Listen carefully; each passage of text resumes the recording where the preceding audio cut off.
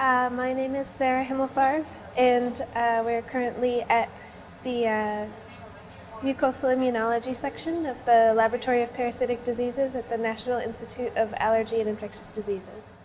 My personal project is on the skin immune system, which is involved in defense against diseases like Staph aureus, things like MRSA, but it can also be dysregulated and it can go wrong and be involved in things like atopic dermatitis and psoriasis. And to be markers on the outside of the cell. I was really lucky growing up as a kid. My dad is a doctor and a scientist, and he would always, at dinner, tell us just about all of the cool things that he had learned, things that we might think were crazy and interesting. It could be anything from like the theory of relativity to, how a kidney works.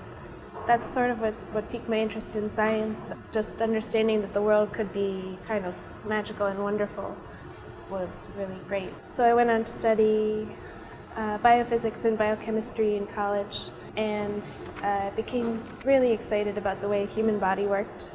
It can be so complicated, but at the same time so beautiful and so simple. Being a selected scholar has been a really wonderful opportunity to broaden my horizons in science and medicine. They've brought in a lot of really incredible speakers to tell us about their careers in science and what drew them to it. It's just been really great to see all of the interesting things that people are working on.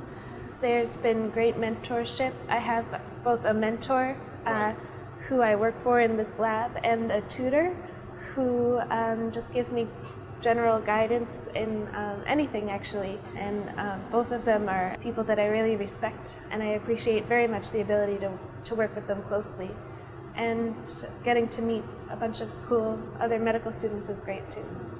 Well, so in this lab we're studying the way that the bacteria that live on our skin and in our guts can influence our immune system and other systems, so that maybe someday in the future, in order to fight skin cancer, instead of giving really toxic chemicals, we could just apply a new microbacterium, a new bacteria, and that could help cure skin cancer or fight diseases, fight other bacterial diseases. We are discovering all kinds of cool things about how bacteria influence your metabolism, so we can maybe fight obesity using bacteria. So we're really interested in new ways of looking at diseases and how to manage them. Actually, today working on an experiment on atopic dermatitis, which is bad inflammation in the skin, which can be disfiguring and can result in superinfection, an infection of the skin which can then become systemic and can actually kill people. So it can, especially in childhood, cause a lot of problems. Day to day, part of what I love about my job is that I could be doing anything. I have a lot of different responsibilities and I get to be really creative about the experiments that I do.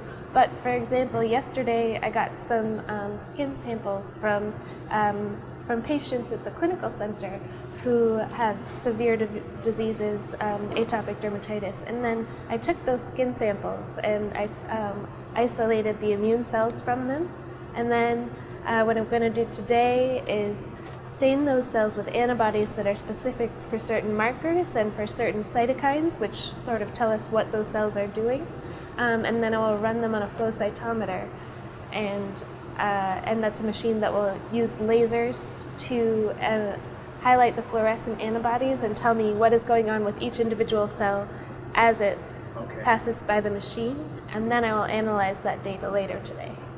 In our lab, we just recently found that a certain bacteria can create a certain kind of immune response that will help defend against a pathogen in the skin called leishmania.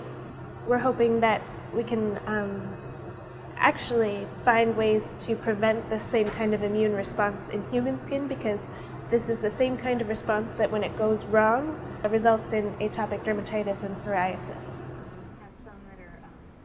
I think my best advice would be to not ever get discouraged. Science can be hard and science classes can be hard, but if there's something that interests you, you should keep going with it, even if somebody tells you that you shouldn't, even if you maybe don't do well in a class. It doesn't mean that you're not going to be a good scientist. It doesn't even mean that you're not going to be a good scientist in that field. So science takes a lot of different skills, skills that you might never even think that a scientist would need. So I just tell people that they can do it. And it's a lot of fun.